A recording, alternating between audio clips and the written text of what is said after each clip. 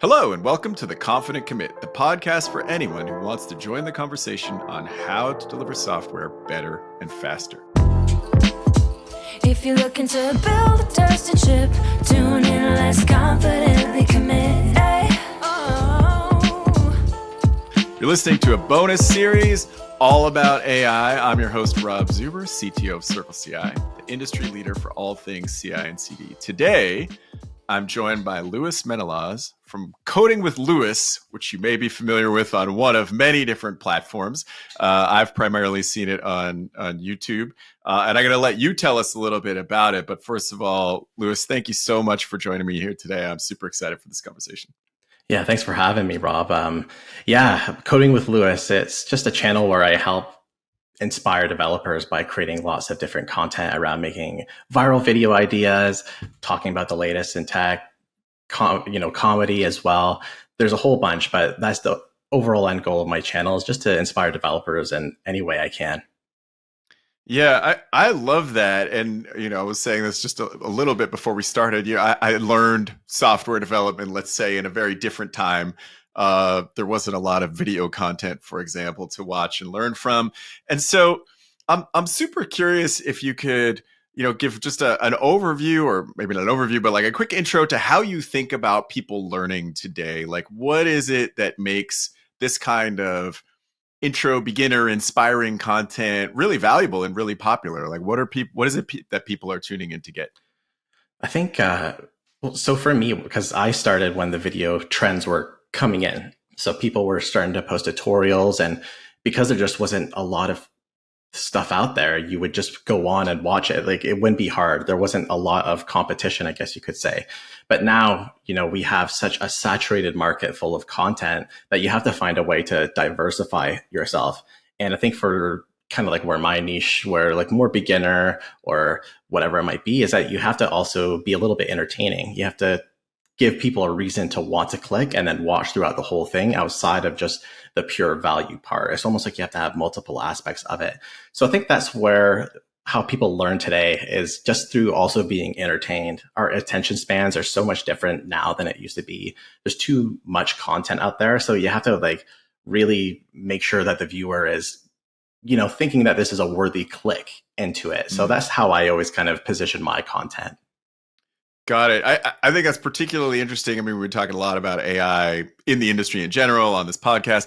And one thing that I was thinking about a lot this week was, in a world of generated content, right? Where it's not even that there's so many people with access to video, but you could actually just get, an LLM theoretically to make the video for you with the animations and voiceover and whatever. Are there sort of unique things that humans have to do to really stand out, again, in a world where you could almost generate a lot of this stuff without having to, put in the time of recording videos and whatever? What's your take on that? I think like right now there's like a weird like mix between people thinking like, oh, there's no way that AI generated video it's not going to do anything. It's not going to affect anyone. But even right now we see like if you go on TikTok or you go on YouTube Shorts or even a YouTube video, you see a robot voice telling a story that was posted on Reddit, and they'll have like Minecraft posted in the background. And I automated that in a video I did a very long time ago. And that's already, even though it's like obviously generated, people are still watching it. People still find it entertaining. I think what humans can do to, that was your question, right? Like, how do humans respond to this, I guess? Yeah. How do you stand out when you can, when machines will generate all this content effectively at some point? I think just honestly, like giving the human element to it, just kind of like how we always relate to humans at the end of the day with content.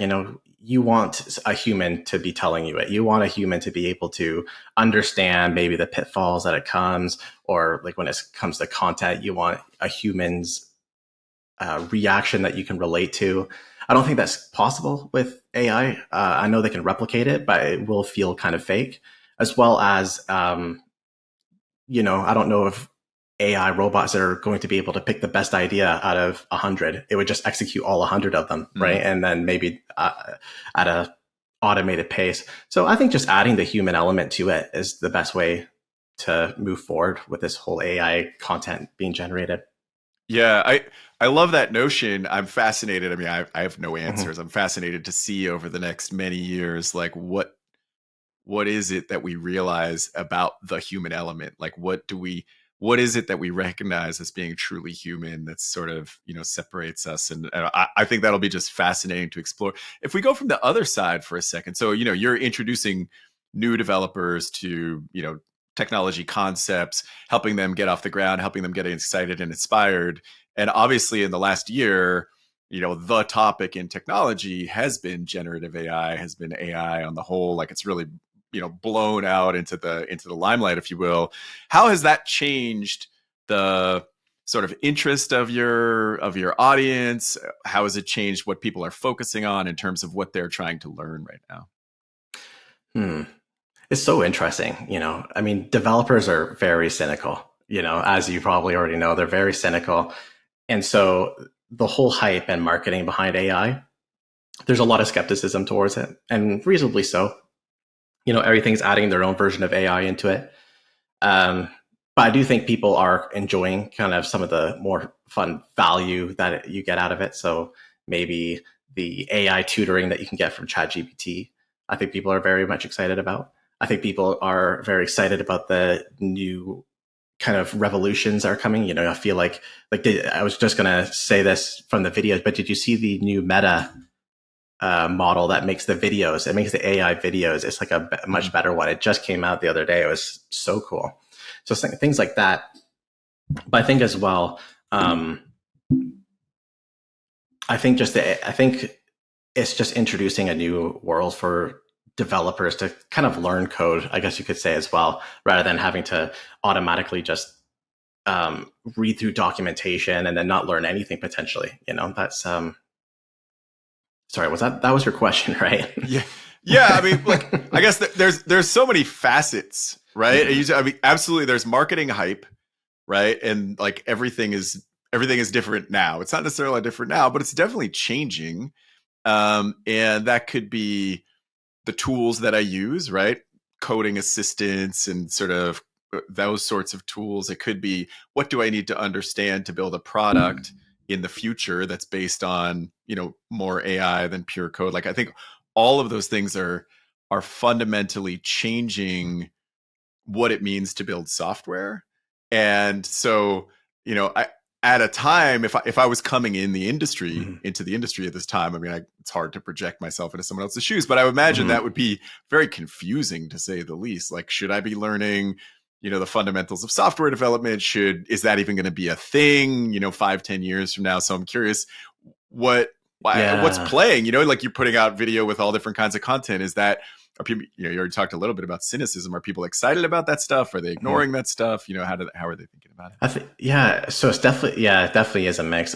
A lot of the new people that watch my videos who are new into software development, sometimes it is a fear of them. Like, I just invested so much time into learning software development, and now it feels like I just wasted my time. Or maybe some of the more, senior developers who watch my videos are more so like, this isn't comparable to what you would get at you know, uh, at a job where you have only senior developers. So there is a good mix of that. In my opinion, I think AI is at the moment at least is a good thing. It helps both the new people who want to learn by having a tutor, which Mm-hmm. that also has its side effects as well. Sometimes it completely lies to you, and then it also just generates the code that you just don't want to write anyway. Like, you don't want to type. Like, realistically, programmers don't want to type all day. They want to solve the solutions, and I think that's what AI is at least helping us to do. Yeah. Well, that makes a ton of sense. And I think, some of it, you talked about looking up documentation, all that sort of stuff, just knowing, oh yeah, this is how you do this thing. Like, I know I want to do the thing, but I don't necessarily I haven't done it 1,000 times before. So I would imagine Mhm. that's a little bit of a boost. You mentioned in there, at the other end, senior developers saying, oh, this isn't what it's like, whatever. But I imagine that your I was going to say your existence. I won't say that. The existence of your content, the enthusiasm for it, like, your subscriber count is ridiculous. No, thank you. Like, the the fact that so many people are enthusiastic about getting information in this way says something to me. I don't know Mhm. what yet, about the state of those jobs, about what people are able to learn, when they go work for an organization, or maybe coming out of college, or, wherever it is that they are in their growth path. That's like, maybe I don't get this. No one's explaining it. Like what is it you think about the industry, or the state of the industry, that's driving so much popularity around the kind of content that you're able to provide? Yeah, absolutely. So yeah, just as a background, a lot of my content that I make is fun. It's doing the viral projects, or saying like an interesting story, or like one of my most popular videos recently was how three software engineers deployed to 14 million people with only three developers, and it kind of gives like a cinematic look at their whole infrastructure in a very over the top dramatic way. I think how that reflects on the industry is just kind of, with the cynicism that is there, uh, kind of in the industry right now. Like, yeah, the tech layoffs, and then you also have generative AI kind of threatening people's existence, quote unquote. A lot of developers, I think, just kind of are scared. They're maybe losing that passion that they once had, that came when you came in tech. How long have you been coding for now, Rob? You said you've 20, been. 25 years. Yeah, so I mean, 25 years ago, this was like an up and coming industry. There's probably not as many programmers now. Almost everyone's a programmer to some degree.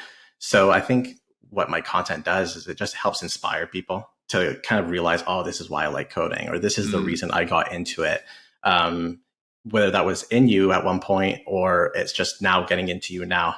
And so that's kind of like how I try and think of my content, to be more inspiring than valuable. And I think maybe that's been lost in the industry.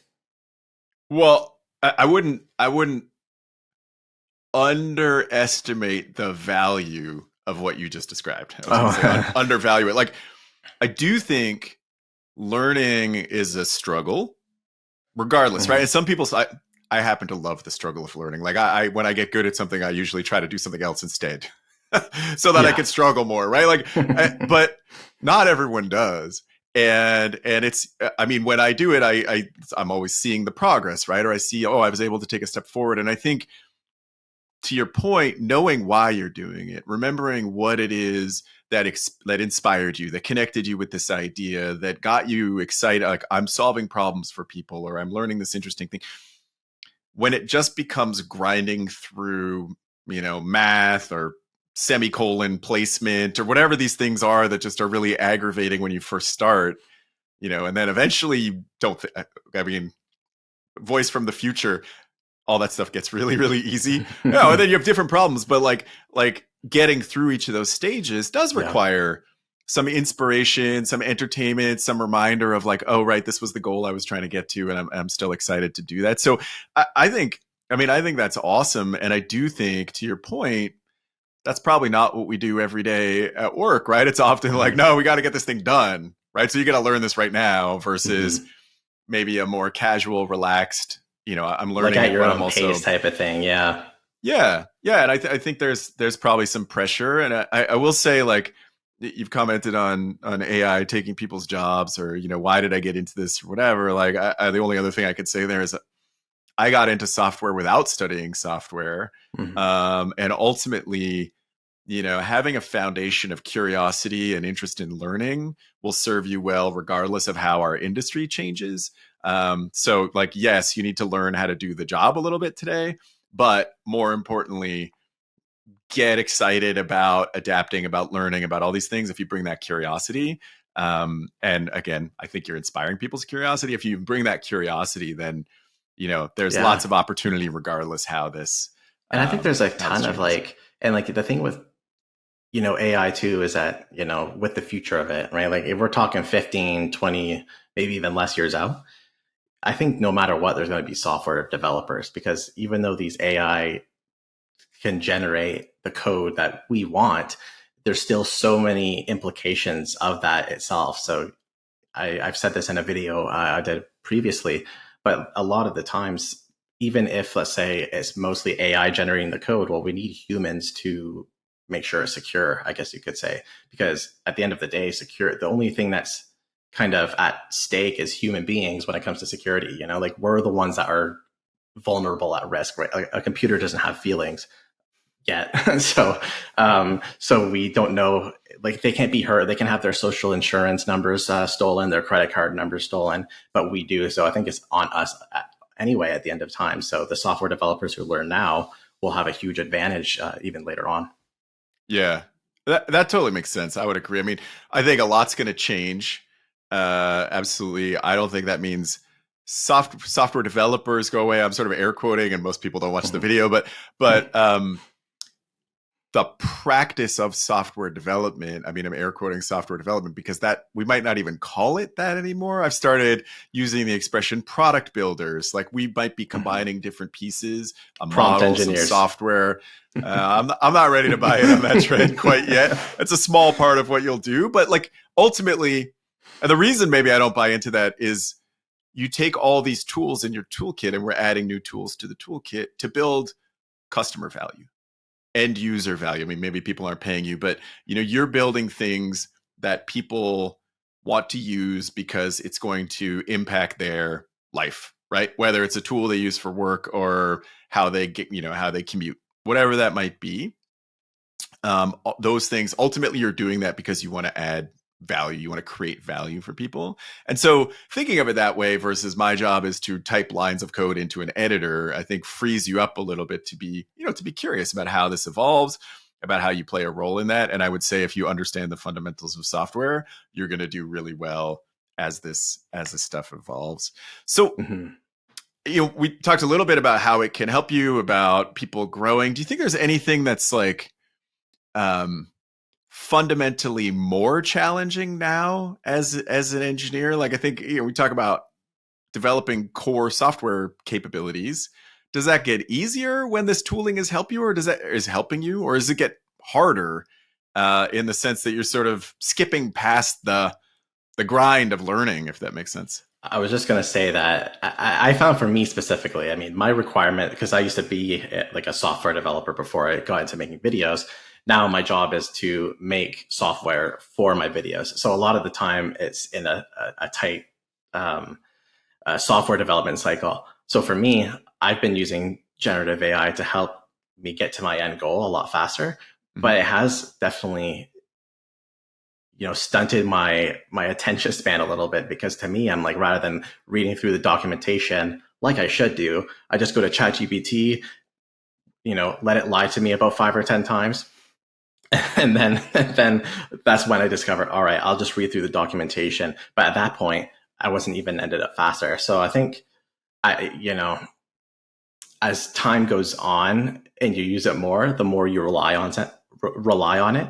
And as programmers, we fundamentally have to be independent in some sort of way. We don't want to rely on the APIs, or we don't want to have to rely on the NPM packages or whatever it is, especially if you can do it yourself.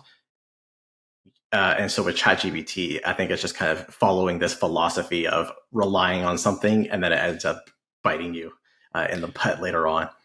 It sort of reminds me of using turn-by-turn directions to get to places. Like, there are places that I go to on a very regular basis that I could not get to on my own at this point because I've never thought about it. Do you know what I mean? Like, I could probably figure it out, but it would take me quite a while to be like, oh, was it this direction? Is this? Because it's just like a thing that I do. And that's probably fine because I always have that, right? And that's an interesting trade-off. But you build some instinct as a result of kind of doing the work. And so I think it's important. Like, clearly I'm thinking as more of a leader, right? Building an engineering organization.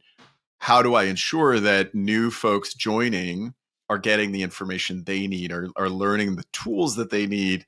And I'm doing that partly, talking to folks like you who have obviously figured out something about how people learn, but also thinking, but what does the future look like? I mean, the time horizons are very short in terms of rate of change. So what do I need to do to prepare people, to be effective, I think, in that environment? So I guess we talked about a lot of different things. Is there anything else that you think about from your audience, like as a senior leader, that I should be thinking about in terms of ensuring that new folks coming into the industry are getting the right information, the kind of information, learning in a useful and effective way? Hmm. It's so interesting because I actually just learned this on my new project I just did on the trading bots, but it was built in Python. And part of me, what was a huge struggle with this, and this is kind of getting a little bit more technical here, but um, Python has type hinting, but it doesn't actually have like, types. It doesn't have the just-in-time compiler. Mm-hmm. So something I found when I was doing another video that I was doing, which was like building the same application in 10 different programming languages, is I found a huge amount of value in the type systems that were often in the languages like C# or Rust. And in those languages, it's almost like you can just click on the code and it tells you, this is types 101 here, but it tells you like the return values. And so when it came to the AI generating thing, as soon as the code would generate and I put it in, I was able to easily validate if that was true, like if that was real or not, versus in Python, you would have to bite yourself in the butt to find out if that was true, or you have to do a bigger analysis. So I think, going into if like preparing, people to understand how to use it, it's just like I think it's always best to just have a general understanding of the programming language you're using first, and then use it on your own accord. Try not to use it in production as much as possible if it's going to like affect a lot of users, and without rigorous testing as well. I think it really just kind of makes it the focus on test-driven development much more important now that we have AI generated code. Well, two huge things I would take out of that. One, thanks for the shout out on good quality testing. I mean, that's something we care a lot about. I care a lot about as an engineering leader, let alone as someone who works in software delivery. The other thing, I love that concept, and now I'm going to go watch it, of building the same thing in 10 different languages. Was it 10? That's a lot of 10. work. Yeah, it was. It was. It was. But I think that one of the best things I ever did for my Python programming actually was read a book about JavaScript.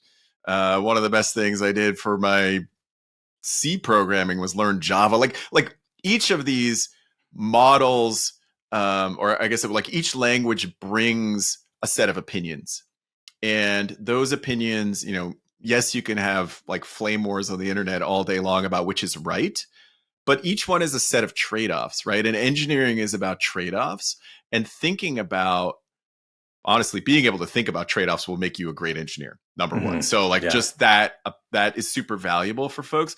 But diving into each of these different languages, like if you're learning, often people ask, like, what programming language should I learn if I'm going to be a new software developer? And I'm often like, I don't know, 3 or 4. Right? Like learn about functional programming and object-oriented programming. Learn about type systems or the absence of type systems. They all have benefits and they all have trade-offs, right? So you're making a conscious decision to choose this over that, and actually doing that breadth. Or maybe if you don't want to do the work, just go watch the video. Thanks, Lewis, for making the video. But like that kind of work, that kind of exposure teaches you a lot about what matters in software development. What's valuable, what's not valuable. You might say, oh, you know what, I really like this kind of language and I don't like working in this other kind of language. It makes me uncomfortable. So then that might help you choose jobs.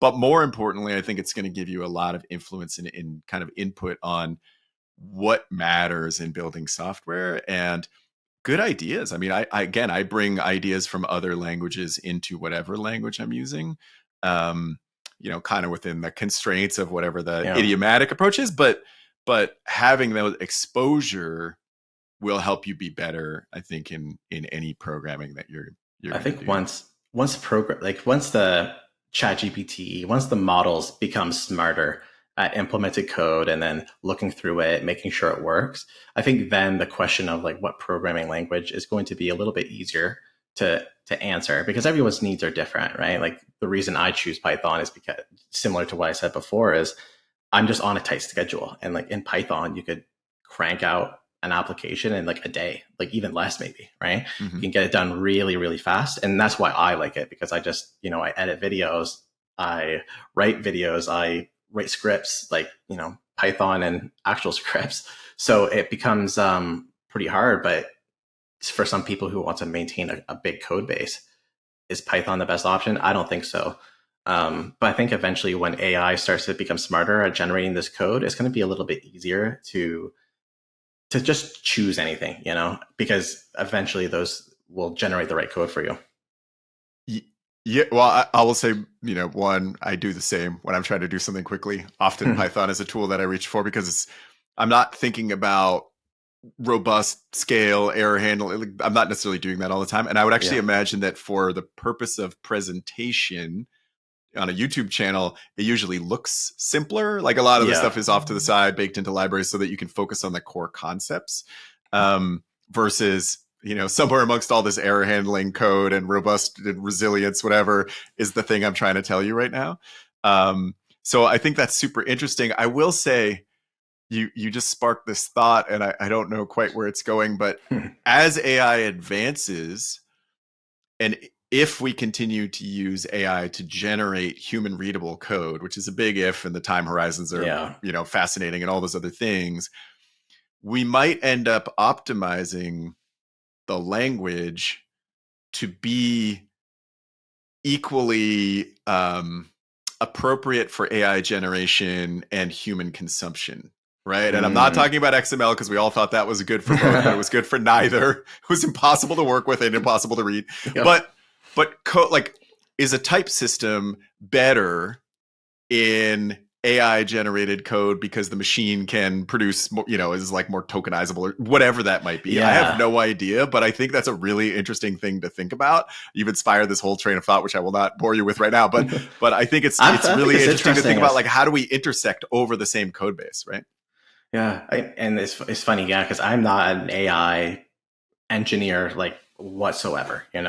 I just use the open AI calls like everyone else. But I would think, like it would be able to optimize better with a type system, because if it if it had to run into the code with Python to detect that it has an error, that would just take a lot longer. I don't know. I think like an AI generated programming language, is that kind of like what you're trying to think here? I mean, at some point, programming languages are a human abstraction over machines, right? So we have machines generating human abstractions to talk to machines, which feels weird, but I don't know where that ends up, right? Because it's also, to your point, we want to be able to do the safety checks and understand, and this is a transitional phase. So I think there's a whole area to explore there. I don't know if that's, again, if I was getting into the industry today, I don't know if that's the first problem that I would worry about. I mean, like, okay, tell me basically, like, how does a computer work? How do I program it? Like, hello world. Well, what if the machines decide to make it proprietary? Their language is now proprietary. It's like encrypted of some sort. Yeah, now. Yeah, we're straight into Skynet. Okay, well, I'm not gonna continue down that path because it's gonna terrify me. But again, I love this notion of how people are learning, what they're learning. I guess for, and a lot of the folks listening are going to be more senior engineers, leaders like myself who, learn these things at a different time, have this not innate, but like foundation of knowledge to now, adapt and take on new stuff. Any sort of parting words of advice for those of us who have that, who are mentoring sort of more junior engineers that you think will help us inspire and grow the next generation? Just in any way, find a way to be entertaining. There's just like with anything you have to read or anything you have to watch, like you don't absorb it best unless you have the want, I guess. If you want to absorb it, you will.